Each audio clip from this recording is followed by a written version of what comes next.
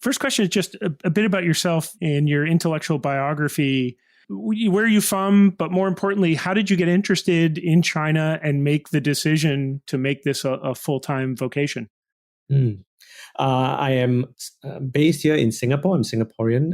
That question really gets to the heart of my own intellectual journey. I did sociology for my undergraduate, and this has a relevance for my book.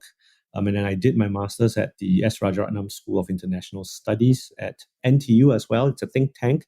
And I actually applied for a job at RSIS after my master's program. I wanted to join they have a US program that looks at issues, security issues, international relations, politics of the US.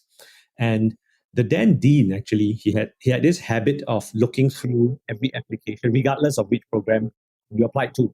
And he sort of like hijacked my application and asked me, hey, do you want to come and work for me directly? And then back then, the naive me thought, oh no, I didn't want to do it because the idea of working directly for a dean sounds like it's a pretty heavy responsibility. I just wanted to be a bit more hands-off. I went to my meeting with him dressed in, I'm ashamed to say it, in slippers and shorts because I wasn't interested, essentially. But he's Barry Desker. He's a former ambassador as well. But he was super nice and he was extremely convincing. I made a lot of strange demands on him, saying that I need to leave work earlier and whatnot. And he inducted me. He was a fantastic mentor. And through my association with him, working for him, I had the privilege of participating in a few Track 2, Track 1.5 meetings, of which involve Chinese interlocutors and representatives. And I always felt that the Chinese representatives, they are not all officials. Some of them are diplomats, some of them are scholars, some of them from different parts of the state machinery. I always found them fascinating because some of their behavior and how they conducted these meetings seemed to be a bit different from others. And that's when my interest started to rise.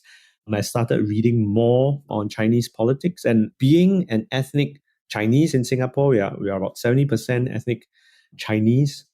There is that sort of cultural affinity with China as well, a lot of cultural influence. And that was that extra bit of stuff that got me really interested. And I decided to study China in a more serious and professional way. An opportunity came up at NTU. It was very generous, a scholarship offered by the university together with the Ministry of Education. And I took my chance, and here we are.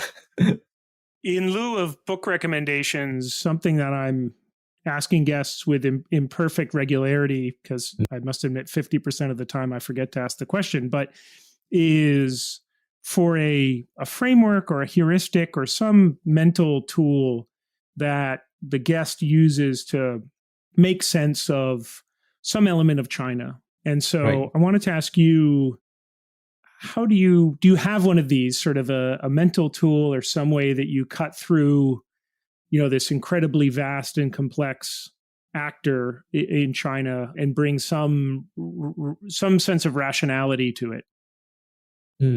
I think that's a great question to ask, and one that I will definitely incorporate in my own teaching as well. I do not have a regular one that I like a phrase that I turn to, but I have a word. And for me, that word is contradiction, because I do see a lot of tendencies within Chinese politics that are sometimes at odds with each other. And sometimes they tug at different things that result in a situation or a policy that appears to be quite strange, appears to be quite odd, and sometimes contradictory to some of its goals.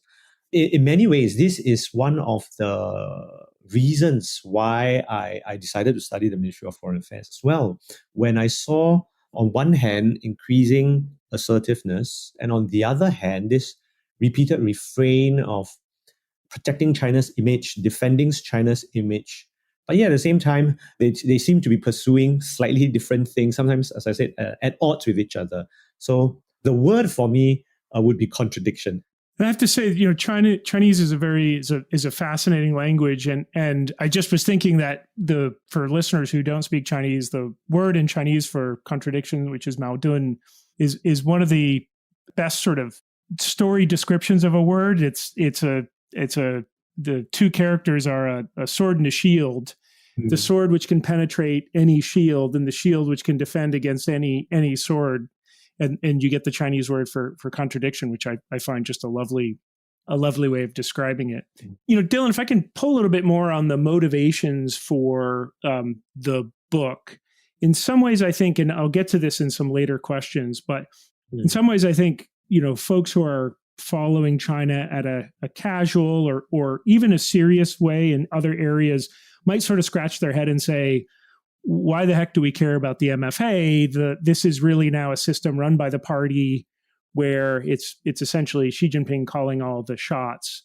So we'll get into the sort of crux of the book later, but just when you were first deciding, I'm going to spend the next couple of years working on this, can you build a little bit more on the motivations? And I'm also curious, sort of building on the literature.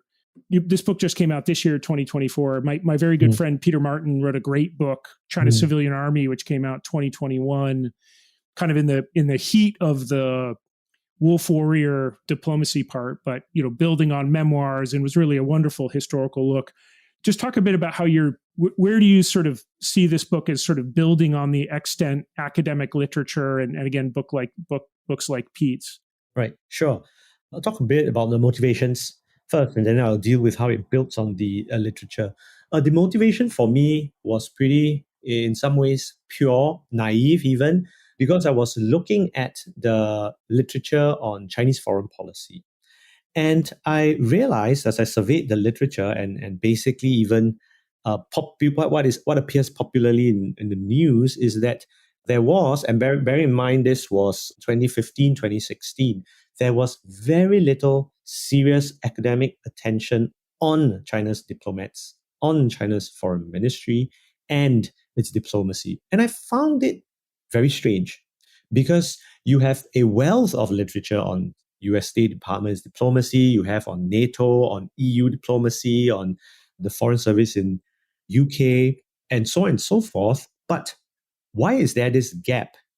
And when I looked at the attendant literature, those that do mention the Ministry of Foreign Affairs, I realized that these tend to focus on the Ministry of Foreign Affairs pretty superficially on China, whether in passing or a Ministry of Foreign Affairs as a byproduct of something else or as epiphenomenon. And in that way, I thought that, okay, there's something there, something is lacking. Why are there no contemporary studies of Chinese Ministry of Foreign Affairs? And I get it back then even that, okay, it's difficult to get access. It's not like perhaps a more open liberal society where you are and you can have more opportunities to speak with diplomats, say that you're a student and you're doing this research and you want to speak with them. But for the Chinese, it's not so straightforward. So to me, it was a risk because I was thinking, okay, either I do have something to work on or I spend a few years and realize that actually I will not be able to get the data.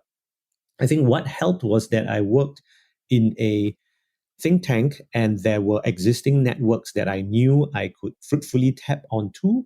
So I was aware that even though I knew that it was a risk, it was a calculated risk, I still had people I could talk to, doors that would open for me in Beijing as well if I went there. And I did go there and spoke to people. So I really started out from this desire to understand what I saw was a missing part of China's rise. The story of China's rise has been so much economically focused or militarily focused that I thought one of the missing cog of China's rise was the rise of its diplomats as well. Yet at the same time, there were basically no systematic analysis of its diplomats, diplomacy, and the foreign ministry. As I continued doing my work, doing my research, I was in Beijing and other parts of China, in Shanghai, Shenyang of 2016, 2017, 2018.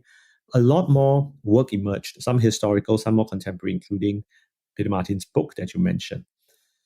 So what I found from the landscape was several things that I wasn't exactly satisfied with in terms of explaining China's more assertive behavior.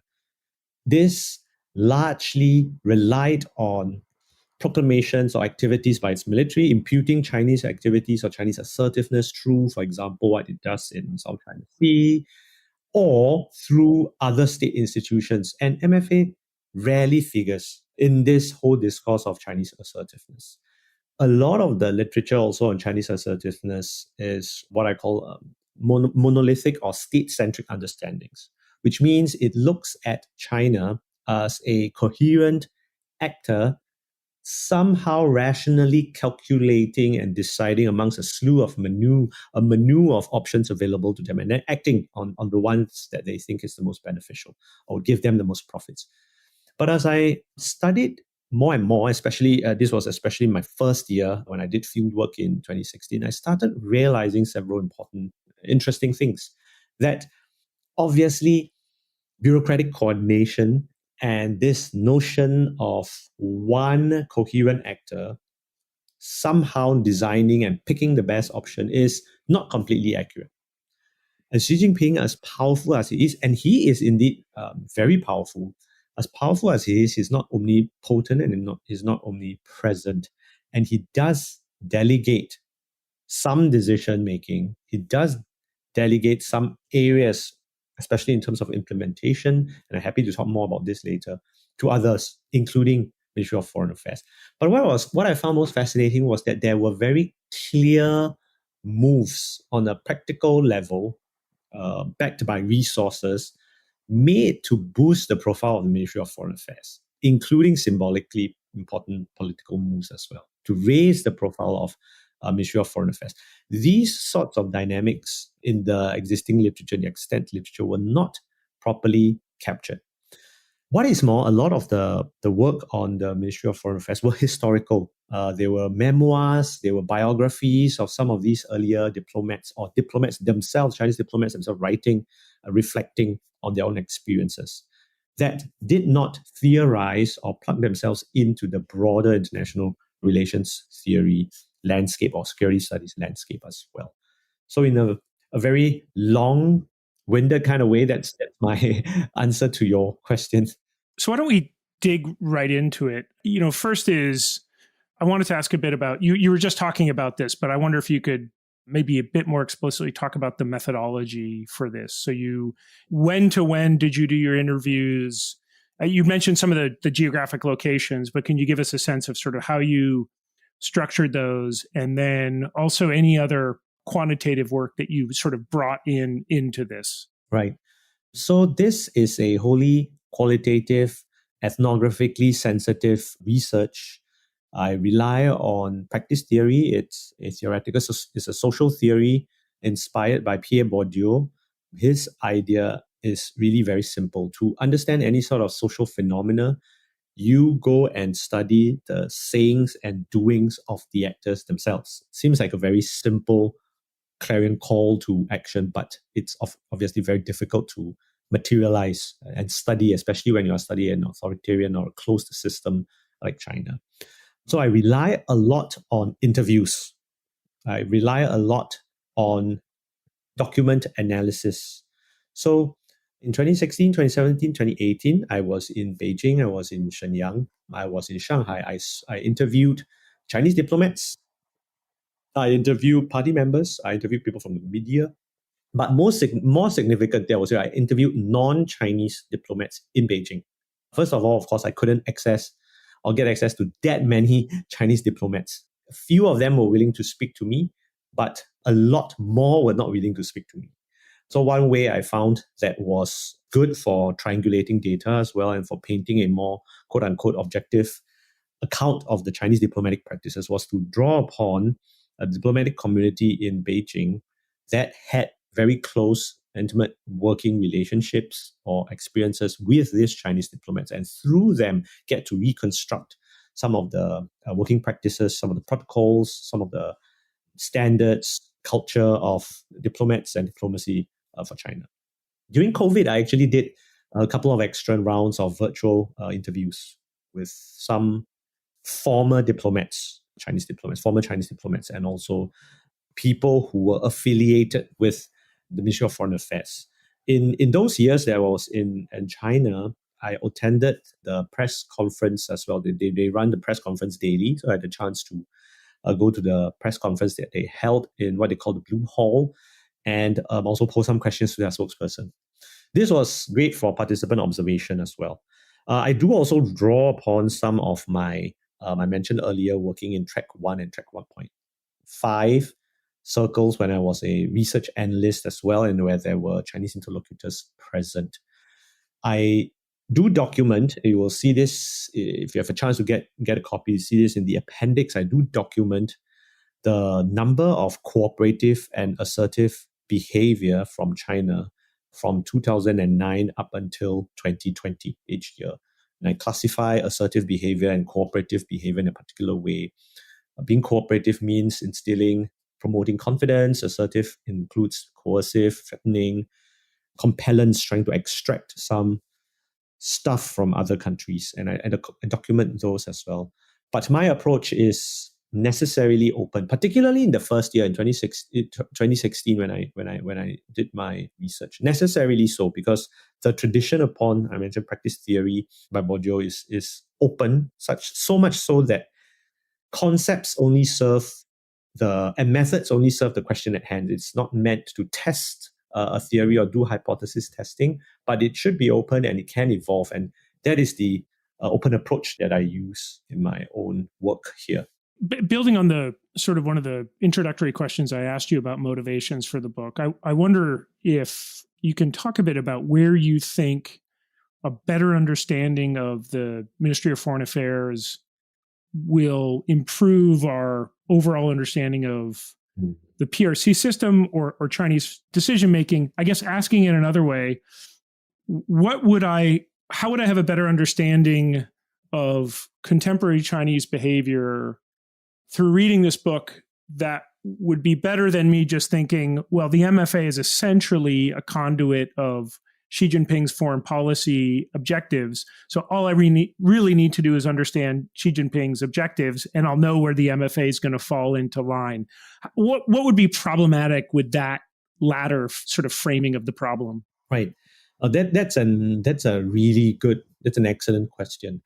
I think for me, the answer is that there are a lot of popular mischaracterizations of the Ministry of Foreign Affairs. I think there is some misunderstanding of how policy implementation, policy decision gets made in China. Traditionally, the view of the Ministry of Foreign Affairs is one that it is not so influential. It is simply an implementer and it just follows the directives of the Power Center, Politburo Standing Committee, and increasingly just Xi Jinping. Well, what I try to say in this book is that is not entirely true. We need to turn our attention more carefully to the ministry itself. Now, I'm not saying that they're an alternative power center. I'm not saying that they somehow have amassed political power on its own, such that it represents a faction or it's able to repudiate or challenge some of these foreign policy directives set from the center. But what I'm saying is that, in fact, they do have significant powers in implementing, in coordinating, in advising. And then these are literally the three sort of functions that are underlined that speaks to its increased stature and influence at home and abroad. When you have Wang Yi in one of the Liang Hui holding a press conference talking about how the Ministry of Foreign Affairs will oversee Wuhan's economic recovery. Now, that is quite something else. It's not articulated before in the way by past foreign ministers. That speaks to something that is quite significant. And the significance is that Chinese diplomats and Chinese diplomacy are much more empowered than before to act. And sometimes we see the problems with this when diplomats are outcompeting each other to be more wolf warrior than others. Now, it doesn't do them or doesn't help them accrue good points, brownie points. In fact, it costs them some reputational points that matter. When you have diplomatic practices that are normal for China, great on diplomatic sensibilities, especially in the Western world, you are going to form an impression, I would say sometimes mischaracterization, of a China that is only unstintingly assertive and inflexible and unable to negotiate. Now, there is a kernel of truth to that, of course, but the picture is much more complex. And my book here is really to not necessarily offer the answers, but to challenge, to complexify, if you will, that as powerful as Xi Jinping is, he is just really but one man. there are actually significant capacities that MFA uniquely has that, in fact, other ministries do not have. They are, for example, the only institution that hold daily press conferences.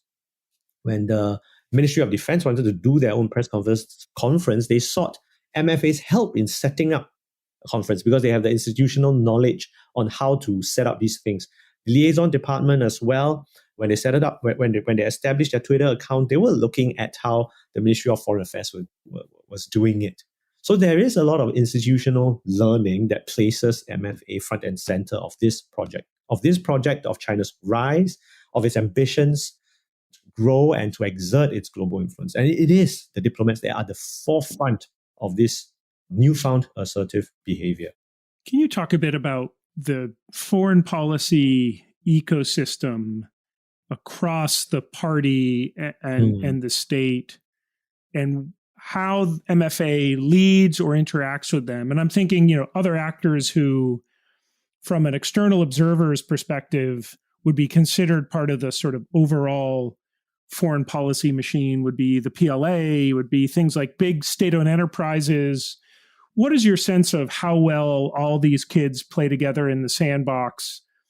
Do you see any interagency sort of coordination or harmonization, or do you see this as more of a sort of contested, turf-conscious set of relationships? That's a great question, because that speaks to the evolving dynamics of foreign policy decision-making and the coordination of those decisions as well. In the past, there was a lot of, as you said, a lot of turf wars. There was a lot more bureaucratic competition. When Xi Jinping got into power, there was a lot more moves to coordinate foreign policy action under the coordination of Ministry of Foreign Affairs. And we can see this most clearly in the South China Sea.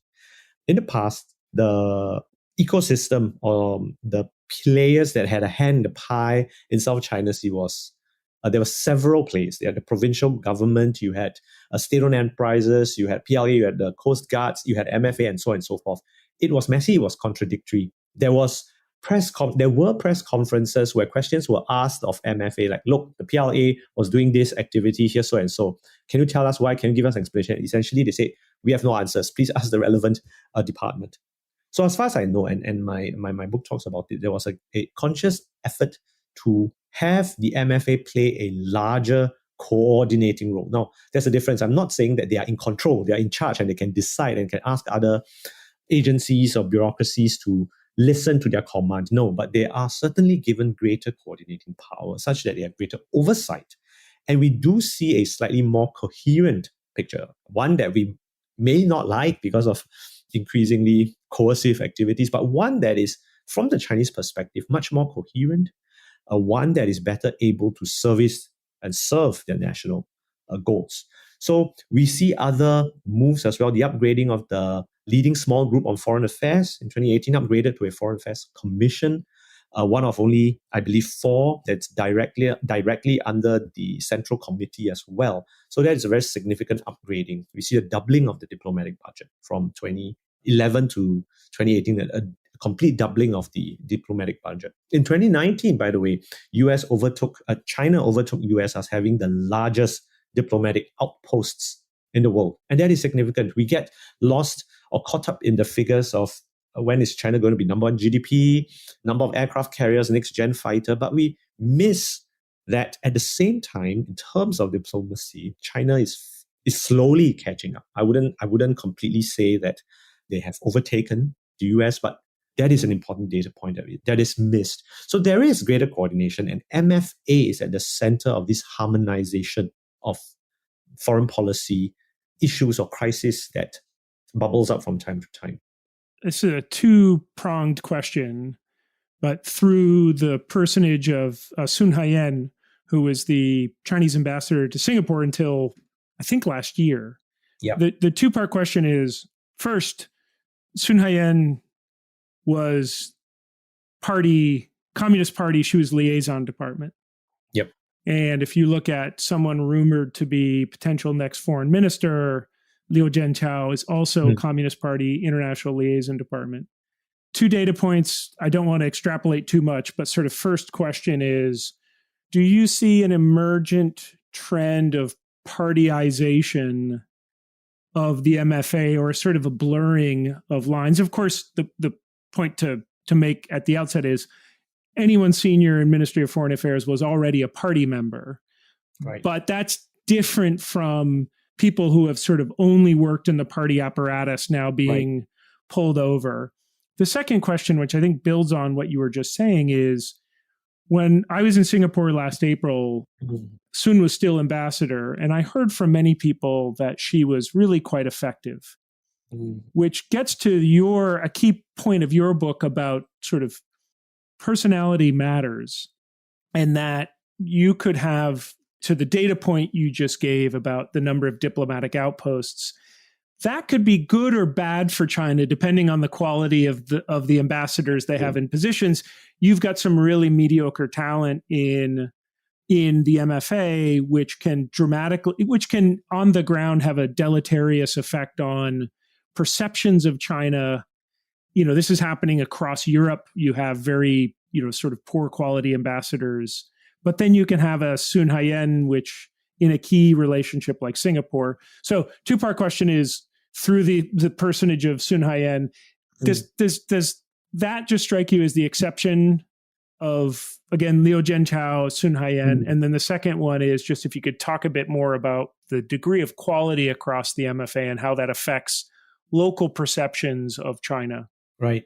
A fascinating question again, and very timely as well. On your first question, I do think that there has been a greater blending of liaison department, which is a party organization essentially, and Ministry of Foreign Affairs, which is a government that is theoretically distinct from the party, part of State Council. There has been a greater blending of people. Now, Sun Haiyan is by no means abnormal. It has been done before. If you look at North Korea, its ambassador, current one and the former one, has been from the party. If you look at the structure and some of the key personnel from ILD, Liaison Department, many of its key top personnel are from or have had a history of working in the Ministry of Foreign Affairs. So there is that historical link there. And I think that the word that you use, I think, speaks to it. There has been a partyization of MFA. But this partyization, I would say, it actually strengthens the whole apparatus of MFA itself. Because directly having people that move between MFA and ILD actually speaks to the closeness it has to the center of power, which is really the Politburo Central Committee and which is Xi Jinping himself. So I do think that this movement, greater blending of these two, is, from the Chinese perspective, a move to again shore up and strengthen the MFA and the diplomatic corps. On your question on effective, I would say that in my own experience, I would say that they are very effective. They are very professional. From my conversations and my interviews with folks from the diplomatic community in Beijing as well, they also say that these are very competent, very professional, highly credentialized, educated individuals. And in your question, you asked, how effective are they? Because some of them don't seem to be very effective in some of the European countries. And I think that this also speaks to some of the difference in perceptions that the Chinese themselves have. Because to them, what counts as effective or not, what counts as being appraised correctly or highly by their bosses back home, is for a very long time how wolf warrior they were. This wolf warrior-like behavior, obviously, mentioned earlier, grates on diplomatic sensitivities and sensibilities as well in large parts of the Western world. And they will think that this is actually not very effective. When you are castigating, criticizing, saying very undiplomatic things about my country's leaders, that's not helpful.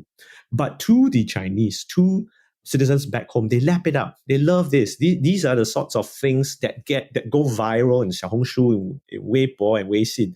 And to them, this, and I talked about contradictions earlier, to them, this actually is what they see as success. Now, of course, as you rightly pointed out, sometimes these undiplomatic behavior or wolf warrior diplomacy or arm twisting or coercive diplomacy surely has deleterious effects. And that is the contradiction I was speaking to earlier as well, because at the same time, they have to be effective operators. They need to participate in negotiations. They need to have great relations, if possible, good relations. If not, some sort of relation at the worst with others. But yet at the same time, they are cognizant of the demands back home that does not allow them to appear weak and that rewards the sort of behaviors that we have been seeing for the past few years. Dylan, just one other quick question on this is how you see technology shaping the MFA moving forward. You've got a whole chapter on this, and I think it's probably on Twitter.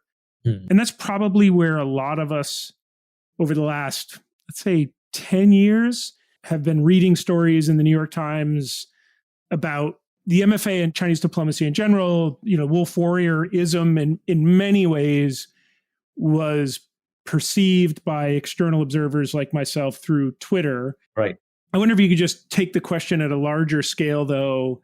Do you see any ways in which sort of new technologies will shape behavior or decision making? And then also, do you see China getting better at this? It's easy to look at the clumsy aspects of Twitter diplomacy. Again, the threats to the Philippines, you know, belligerent statements by, you know, European ambassadors, et cetera, but at a deeper level, how do you see this interaction between technology and the MFA? Right. So the Chinese MFA started using Twitter really in a very coordinated, strong way sometime around 2019. And that's also at the same time where the term wolf warrior diplomat was sort of like coined. But they were wolf warrior before the term wolf warrior was coined. They were wolf warrior like back in 2009. But technology, as you rightly pointed out, had this amplifying effect where the Chinese diplomats themselves are able to leverage on this communications platform to spread their messages in instantaneous ways that they could never before imagine they could. The only ways in the past, in a pre-social media age, or rather pre-Twitter age, was that the question comes in and it has to be deliberated upon, or it was answered only in the press conference, daily press conference that they had. Whereas in Twitter, some flexibility, some freedom that previous diplomats did not have before. And I understand that there is a bit of that resentment that some of these newer diplomats have at their disposal with these new tools from the older core, from the older diplomatic core. There's a generational gap there as well that allowed them to react very publicly in a way that can accrue some personal stature and influence to them. A lot of these diplomats are influencers back home, and technologies enable them to do so. Beyond that, I would say that they are very much harnessing machine learning. They are harnessing AI to shape, in a very sophisticated way, to shape information environments and to shape the information ecosystem. Let me give you a quick example. Singapore was one of the countries that took a stronger position on the Russian invasion in Ukraine. We essentially condemned them. We remain one, the few in Southeast Asia that has sanctions. When we released our statement condemning in my view, rightfully so, condemning the Russian invasion in Ukraine, very quickly what we saw was a circulation of Chinese news reports, texts that essentially promote the Russian narrative of whom is the cause of the war? It's NATO. Why are they stirring up or questions of why is the Singapore government taking such a strong position when others are not? And again, the sort of, I do not know of any special inside knowledge of whom these people are, but if you look at the volume and the sophistication of these messages, it is easy to see how it could be state manufactured. So they are very adept at using these sorts of technologies in the information ecosystem to serve their purposes, I would say. And there is both an offensive or defensive element to it, because most of it, by the way, is directed towards the non-controversial, non-foreign policy stuff. It's about promoting Chinese culture. It is about visiting the beautiful cities of China. But there are those that are more pointed and more sharp when you have supposedly neutral commentators saying that nothing is happening in Hong Kong or over the question of Taiwan, and do have that on some of these apps that are Chinese inflected as well. And they are very adept and sophisticated at it. So that's where I would say that the use of technology has been securitized so much so that they are trying to increase their discourse power and shape the information ecosystem. Dylan, there's so much more which we could talk about, but in the constraints of the podcast, unfortunately, I have to leave it there. But I want to just commend the book. I think, especially for people who often find academic work difficult to go through, what was so enjoyable about this book is I think, especially because of the ethnographic focus, there's just a lot of humanity in this book in the sense of, you can feel the conversations that you've had and how you situate these individuals in bureaucratic structures rather than just looking at this as a, depersonalized robot, which, spits out, actions and statements. You can see the human agency here. So again, the book is China's Rising Foreign Ministry Practices and Representations of Assertive Diplomacy, published by Stanford University Press. Congratulations on the book and appreciate your time today.